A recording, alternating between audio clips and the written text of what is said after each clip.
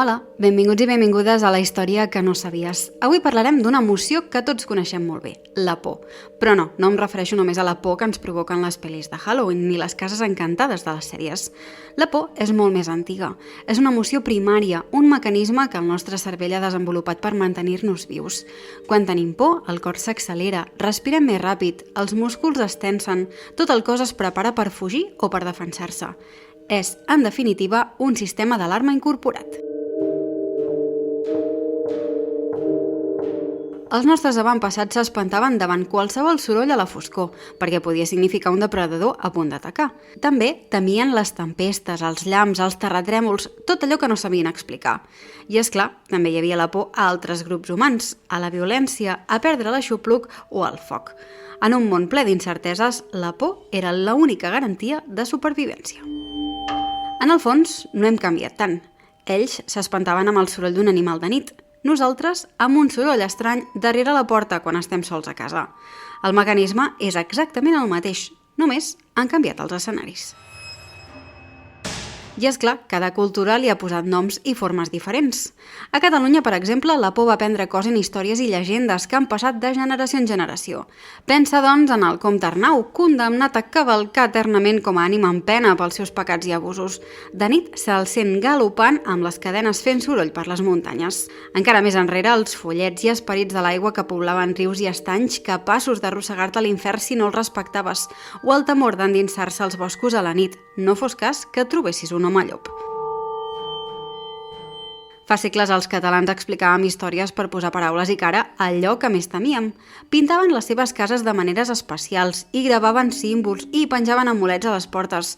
I no ho feien per decoració, ho feien perquè tenien por.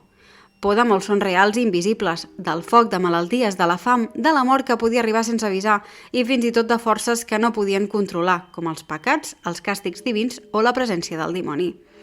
I aquí trobem un episodi de la nostra història on la por estava completament desfermada, la caça de bruixes. Sense justificar-la, cal entendre que era una manera de personificar la por i de posar-li un nom, de trobar un culpable a una vida que ja de per si feia por. Aquestes pràctiques i llegendes ens recorden que la por és antiga, forma part de la nostra història, del nostre folklore, i moltes de les històries de terror modernes només amplifiquen pors que ja existien fa segles. I parlant de por moderna, sabíeu que la primera pel·lícula de terror de la història data de 1896? Es deia Le Manoir de Diable, dirigida pel francès Georges Méliès, i tot i ser curta i sense diàlegs, ja jugava amb l'efecte sorpresa. Apareixien esquelets, dimonis i coses que desapareixien i tornaven a aparèixer. Si us fa gràcia mirar-la, dura uns 3 minuts i us deixo un enllaç a la descripció.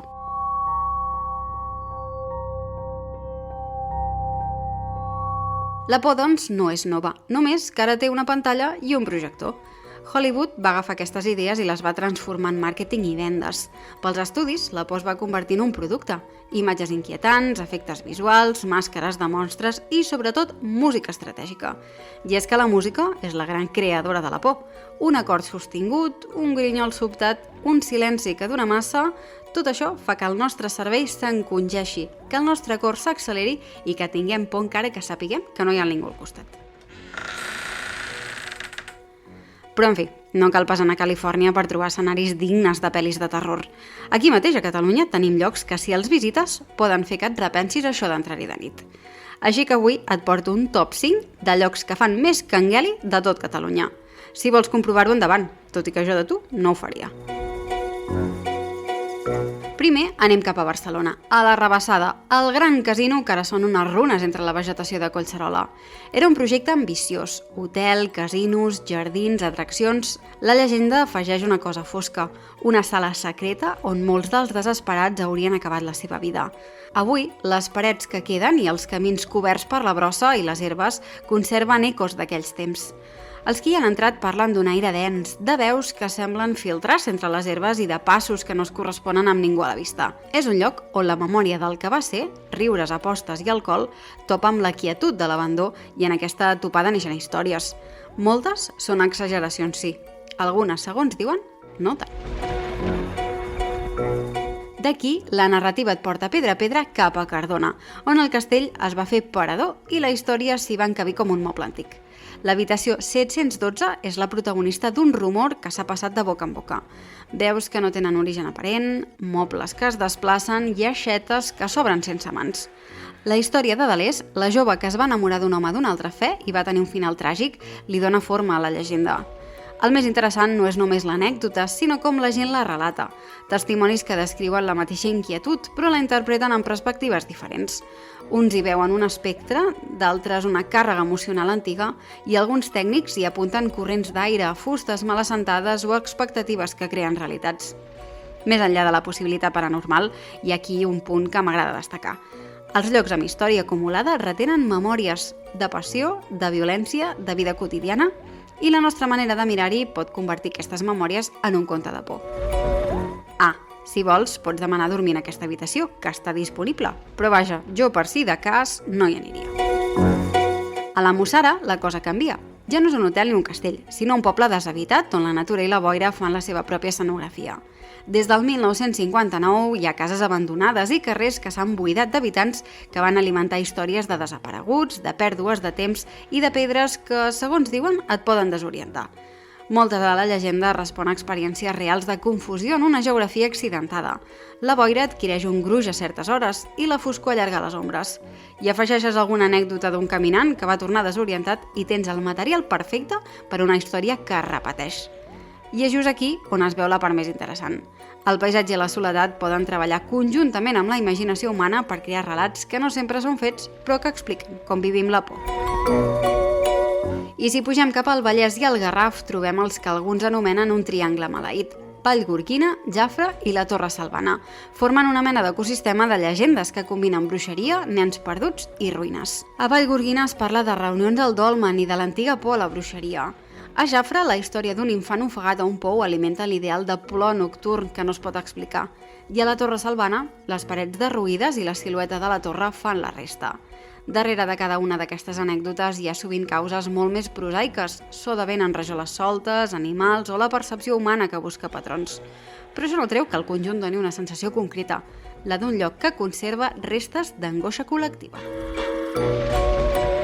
I tanquem l'episodi d'avui amb un lloc més proper, més recent i més dolorós. L'antic Hospital del Tòrax a Terrassa. Allà, entre les dècades centrals del segle XX, molts malalts de tuberculosi van passar els seus últims dies. Els hospitals de malalties llargues acumulen dol, records i rituals i quan tanquen deixen enrere un pes emocional que la gent interpreta com a presències. Ara és el Parc Audiovisual de Catalunya i les històries que hi circulen, personal de rodatge que habita certes sales, veus que es registren quan no hi ha ningú, es barregen amb la realitat històrica de patiment que segurament van viure les persones que hi havia allà. En definitiva, la por ha estat amb nosaltres des del primer foc en una cova fins al darrer crit en una sala de cinema. Ha canviat de forma, s'ha disfressat de bruixa, de dimoni, de casa abandonada o de mostra amb màscara, però sempre ha estat aquí, al nostre costat, recordar-nos que som vulnerables i que potser això és el que ens fa més humans. I no cal mirar gaire lluny. A Catalunya tenim prous històries i indrets inquietants per omplir llibres sencers. La diferència és que avui podem escollir si ens ho prenem com un joc, com una llegenda o com un avís, que encara no ho sabem tot del món que ens envolta. Així que aquesta nit, si la fusta de casa cruix, si una porta grinyola sola o si el vent xiula massa fort entre les persianes, potser és només el fred, potser és només la teva imaginació, o potser és la història que ha vingut a recordar-te que encara té secrets per explicar-te. Feliç Castanyada, feliç Tots Sants i sí, també feliç Halloween, que al cap i a la fi tota excusa és bona per encendre espelmes, compartir històries i, sobretot, deixar-nos espantar una mica. Ens trobem al pròxim episodi de La història que no sabies. I vigila, que potser t'està escoltant algú darrere teu. Adéu-siau.